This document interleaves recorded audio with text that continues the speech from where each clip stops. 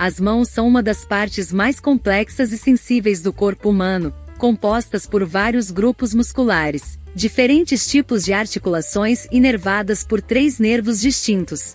Por isso, não é surpreendente que existam estudos em andamento para descobrir se há alguma conexão entre a complexa fisiologia das mãos e os profundos mistérios da cognição humana.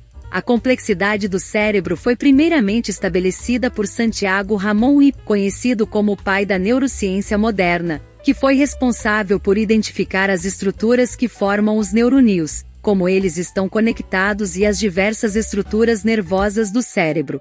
Desde então, os cientistas têm tentado desvendar os segredos desse órgão tão importante do corpo humano, que apresenta conexões e efeitos estranhos que ainda conseguem surpreender os cientistas. Por isso, não é surpreendente que mesmo após anos formulando a teoria da neuroplasticidade, os neurocientistas ainda estejam buscando formular uma teoria coerente sobre como o corpo tem a capacidade de alterar a mente. A neuroplasticidade é a capacidade que o cérebro tem de formar e reorganizar suas conexões neurais como resultado da interação com o ambiente, o que acaba sendo muito útil após o corpo sofrer algum tipo de lesão, por exemplo. Uma vez que sabemos que o funcionamento das mãos é intimamente controlado e monitorado pelo cérebro, não é estranho que o efeito oposto também possa acontecer. Segundo o Dr. Andrew E. Berman, as mãos humanas possuem vários índices e medidas que podem determinar as funções cognitivas da mente.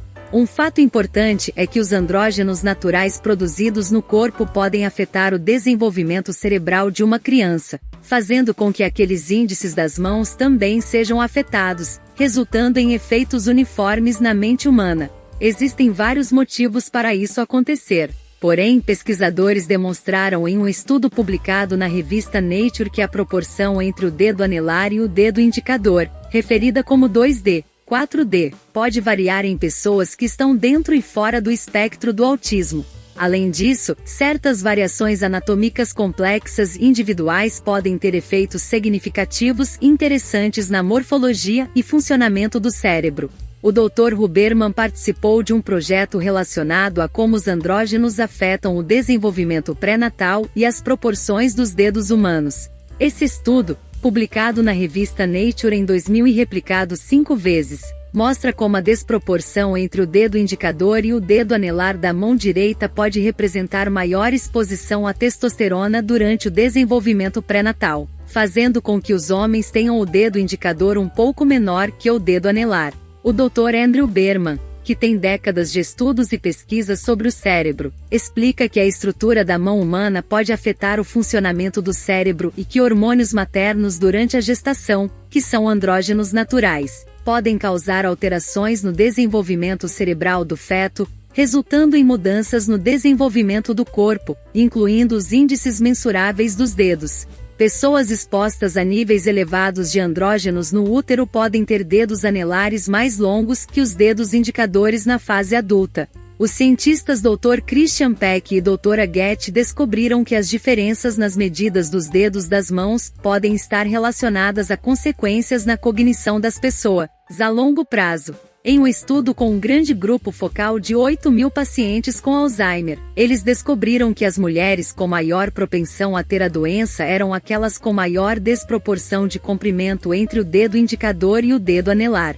Por outro lado, a exposição pré-natal a níveis mais elevados de andrógenos, que resulta no desenvolvimento das mãos com um padrão masculino, ou seja, com menores desproporções de comprimento entre o dedo indicador e o dedo anelar, mostrou ser mais provável de preservar a cognição das mulheres durante a velhice. Esses efeitos foram investigados por meio da medição dos índices das mãos e correlacionando esses dados com as informações coletadas durante a avaliação do funcionamento cognitivo, a qual foi realizada por meio de 3 testes cognitivos: o de séries numéricas, o de vocabulário de imagens e o de analogias verbais. O cérebro humano não apenas controla o funcionamento de todo o corpo, mas também todo o funcionamento da mente, das emoções e do nosso comportamento. Os pesquisadores descobriram que, em geral, as pessoas com diferentes formas de gesticular as mãos também apresentavam diferentes humores e disposições. Portanto, a maneira como gesticulamos com o nosso corpo parece ser um aspecto importante na representação das nossas emoções.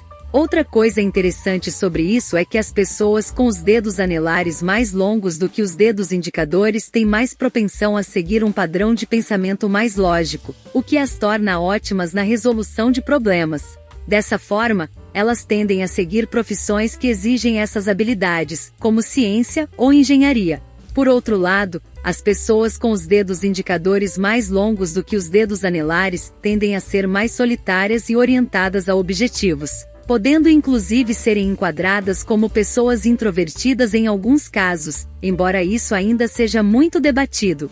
Por último, as pessoas com comprimento igual entre esses dois dedos podem ser bastante reservadas e procurar evitar conflitos. Mas claro, tenha em mente que mesmo sendo reservadas e pacíficas, elas também podem apresentar uma personalidade forte. Um estudo realizado pela doutora Kerry Arman James e publicado na revista Trend Science também descobriu que o aprendizado da caligrafia na infância pode ativar o que é chamado de circuito de leitura no cérebro e melhorar a capacidade da criança de reconhecer letras e compreender frases. Isso se deve a uma maior conexão entre os dois hemisférios do cérebro, que é ainda mais fortificada ao aprender a escrever desde cedo. Portanto, praticar atividades que exercitam a coordenação motora do corpo, especialmente das mãos, causa mudanças cerebrais tão significativas que são capazes de serem vistas por meio de ressonância magnética. O cérebro é um órgão que está profundamente conectado com o resto do corpo, não apenas na fase adulta, mas também em todas as fases, incluindo na fase de desenvolvimento no útero.